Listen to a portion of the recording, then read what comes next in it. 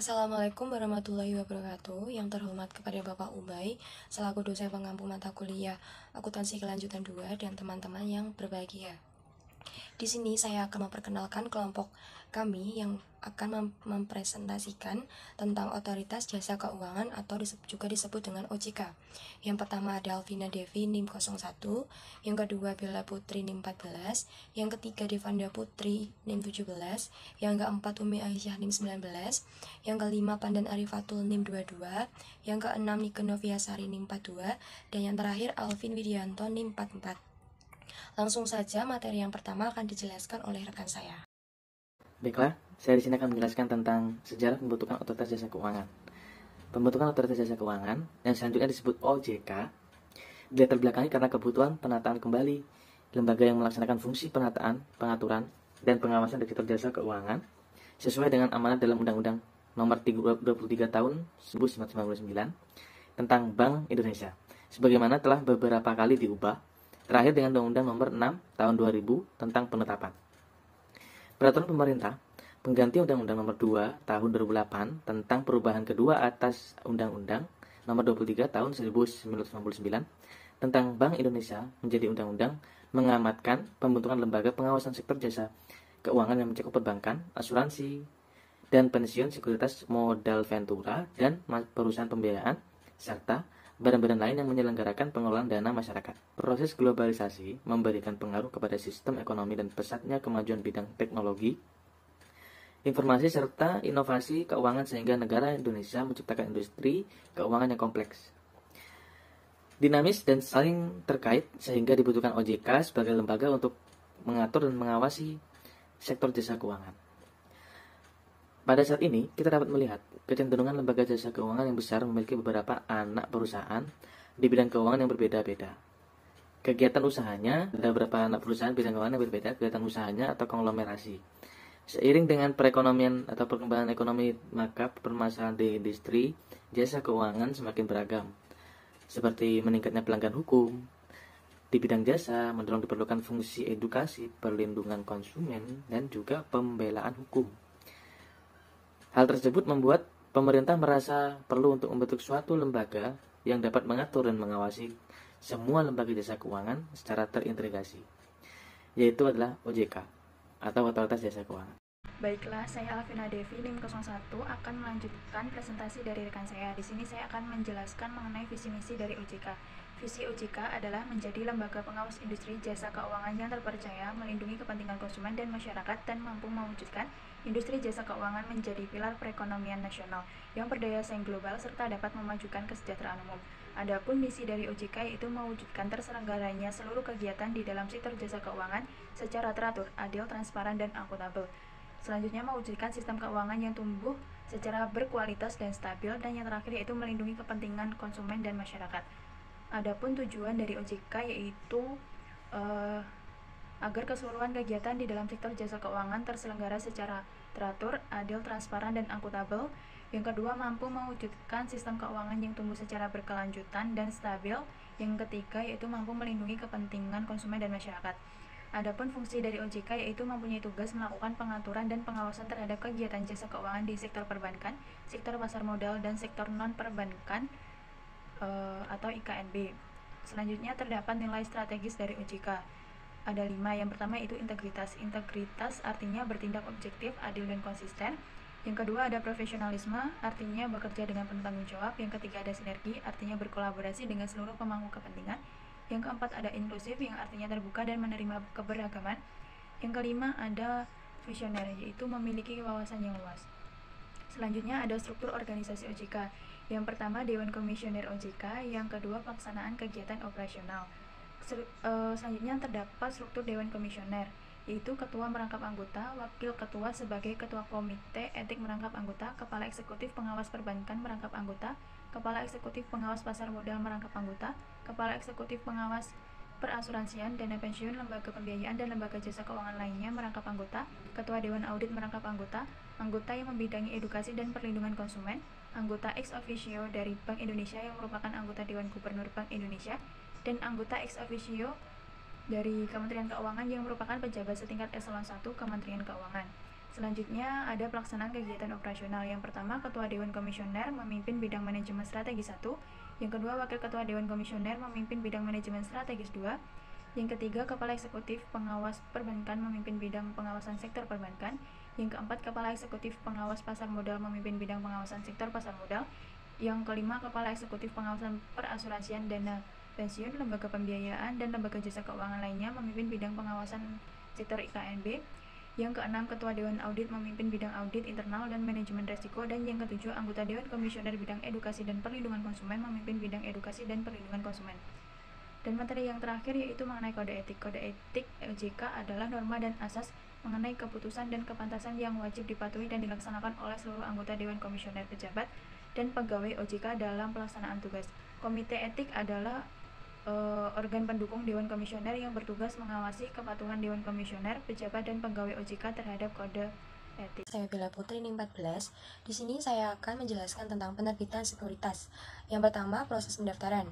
Sebenarnya OJK masih menggunakan regulasi proses pendaftaran yang digunakan, yakni Undang-Undang Nomor 8 Tahun 1995 tentang pasar modal. Proses pendaftaran masyarakat pengungkapan yang lengkap tentang perusahaan, manajemen, dan tujuan penggunaan data penerbitan saham. Pendaftar juga harus memberikan laporan keuangan yang telah diaudit. Laporan keuangan diperlukan dalam prospektus selama 3 tahun terakhir, yaitu sejak berdirinya perusahaan kurang dari 3 tahun. Laporan tahun sebelumnya disajikan secara komparatif dengan periode saat ini. Selain itu, OJK membutuhkan setidaknya 5 tahun informasi keuangan tertentu yang menyajikan keterangan berdasarkan 4 laporan keuangan. Sesuai dengan Undang-Undang Pasar Modal tahun 1995, penawaran umum mengacu kepada penawaran sekuritas yang terjadi dalam kurun waktu tertentu dan dalam jumlah tertentu baik di dalam wilayah Indonesia ataupun warga negara Indonesia di luar negeri, dan menawarkan baik melalui media massa atau untuk lebih dari 100 orang atau menghasilkan penjualan kepada lebih dari 50 orang. Dengan demikian, penawaran yang tidak memenuhi persyaratan di atas tidak dianggap sebagai penawaran umum. Kemudian yang kedua, pernyataan pendaftaran. Proses penawaran umum sekuritas diawali dengan penyusunan persyaratan pendaftaran.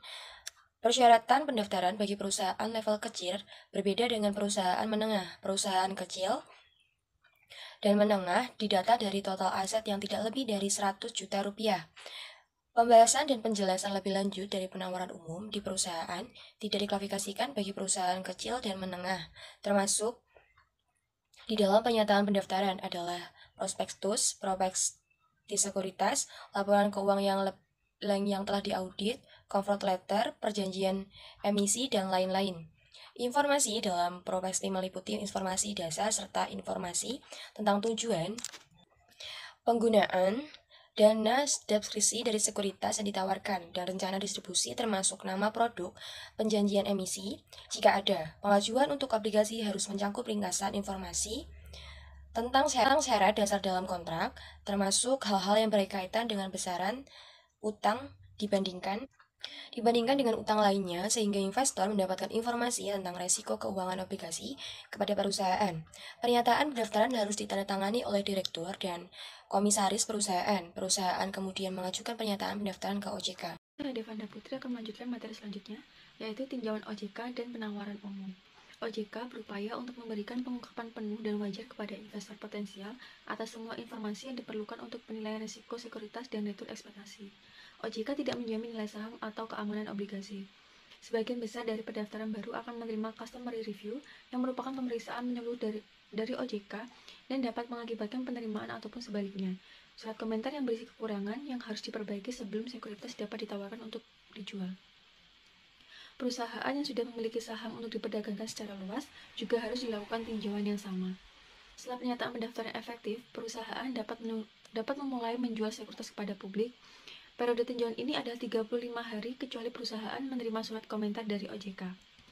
Di antara waktu pernyataan pendaftaran yang disampaikan oleh OJK dan tanggal efektif, perusahaan dapat menerbitkan prospektus awal yang disebut dengan red herring prospektus, yang menyediakan informasi tentatif kepada investor tentang isu yang mungkin akan muncul. Nama red herring berasal dari tinta merah yang digunakan pada sampul prospektus awal ini yang menunjukkan bahwa hal itu bukan pernyataan penawaran dan bahwa sekuritas belum tersedia untuk dijual. Selain itu, Perusahaan pada umumnya menyiapkan sebuah iklan dari prospektus secara ringkas di dalam media bisnis untuk menginformasikan kepada investor tentang penawaran yang akan dilakukan. Periode waktu antara tanggal laporan keuangan terakhir yang telah diaudit yang telah dipublikasikan dalam prospektus dan tanggal efektif pernyataan pendaftaran tidak boleh melebihi dari 180 hari. Banyak faktor yang mempengaruhi pasar saham dan menurunnya kemampuan perusahaan untuk mendapatkan modal. Jika tanggal laporan keuangan terakhir yang telah diaudit melebihi 180 hari dari tanggal efektif pernyataan pendaftaran, maka laporan keuangan yang telah diaudit tersebut harus segera diserahkan. Selanjutnya, kewajiban hukum akuntan dalam proses pendaftaran. Akuntan memainkan peran penting dalam menyusun pernyataan pendaftaran. Akuntan perusahaan menyiapkan pengungkapan keuangan awal perusahaan yang kemudian akan diaudit oleh akuntan independen perusahaan. Hukum pasar modal tahun 1995 membuat kewajiban hukum yang sangat luas bagi semua peserta dalam proses pendaftaran. Dan paparan hukum ini sangat penting bagi akuntan karena pengungkapan keuangan merupakan bagian penting pernyataan pendaftaran. Di bawah aturan BPPAM, akuntan bertanggung jawab atas kesalahan informasi material maupun informasi yang salah sebelum tanggal efektif pernyataan tersebut. Underwriter yang menangani penjualan sekuritas sering membutuhkan comfort letter dari akuntan publik terdaftar untuk periode antara tanggal efektif pernyataan pendaftaran tersebut. Comfort letter ini memberikan keterangan tambahan bahwa akuntan publik belum menemukan item material yang menyebabkan perubahan yang signifikan atau posisi keuangan atau hasil dari kegiatan perusahaan sejak saat auditor menandatangani laporan keuangan. Saya Umi Aisyah, NPM 19. Di sini saya akan menjelaskan mengenai persyaratan laporan berkala. Perusahaan diwajibkan untuk mengajukan pernyataan pendaftaran ke Otoritas Jasa Keuangan. Setelah perusahaan dianggap sebagai emiten atau perusahaan publik, mereka harus mengajukan laporan secara berkala. Peraturan yang dikeluarkan BAPEPAM LK nomor X.K.6 mengharuskan emiten atau perusahaan publik untuk menyerahkan laporan tahunan secara teratur kepada Otoritas Jasa Keuangan pada akhir bulan keempat setelah akhir tahun fiskal perusahaan. Kewajiban menyampaikan laporan tahunan berkala untuk semua emiten dan perusahaan publik termasuk perusahaan kecil dan menengah. Laporan tahunan perusahaan harus terdiri atas yang pertama ikhtisar keuangan, yang kedua laporan dewan komisaris, yang ketiga laporan direksi, yang keempat ada profil perusahaan, yang kelima ada analisis dan diskusi manajemen, yang keenam ada tata kelola perusahaan, yang ketujuh ada pernyataan pertanggungjawaban pihak direksi atas laporan keuangan, yang kedelapan ada laporan keuangan yang telah diaudit, dan yang kesembilan ada tanda tangan direksi dan dewan komisaris. Perkenalkan, nama saya Nurul Sarmin Padur. Di sini saya akan menjelaskan mengenai ketentuan Sarbanes Oxley tahun 2002 di pasar modal Indonesia. Penerbitan Sarbanes Oxley tahun 2002 atau singkat dengan SOX pada bulan Juli 2002 telah membawa pengaruh yang signifikan bagi profesi akuntansi di seluruh dunia. Di Indonesia, beberapa ketentuan SOX diadopsi, namun demikian beberapa ketentuan telah diadopsi jauh sebelum penerbitan SOX. Pembahasan berikut ini menjelaskan bagian utama dari SOX dan bagaimana mereka diterapkan dalam aturan dan peraturan di Indonesia. Dewan Pengawas Perusahaan Akuntansi Publik atau Public Company Accounting Oversight Board atau PCAOB. Di Indonesia tidak ada badan yang setara dengan PCAOB di AS atau Jepang. OJK sebagai regulator pasar modal memerlukan pendaftaran akuntan yang ingin melakukan kegiatan di pasar modal. Selain itu, OJK memiliki kewenangan untuk menyetujui, menangguhkan, dan mencabut pendaftaran akuntan. Selanjutnya, saya akan menjelaskan mengenai auditor independen. Untuk meningkatkan independensi auditor, OJK mengadopsi aturan BAPEPAM LK nomor 8A2 tentang independensi akuntan yang memberikan jasa audit di pasar modal. Aturan ini mencoba untuk meningkatkan kemandirian akuntan publik dengan memperkenalkan beberapa ketentuan. Salah satu aturan tersebut adalah melarang auditor dari menawarkan jasa non-atestasi untuk klien mereka. Layanan tersebut meliputi jasa pembukuan, sistem informasi, desain, dan implementasi audit. Tanggung jawab perusahaan.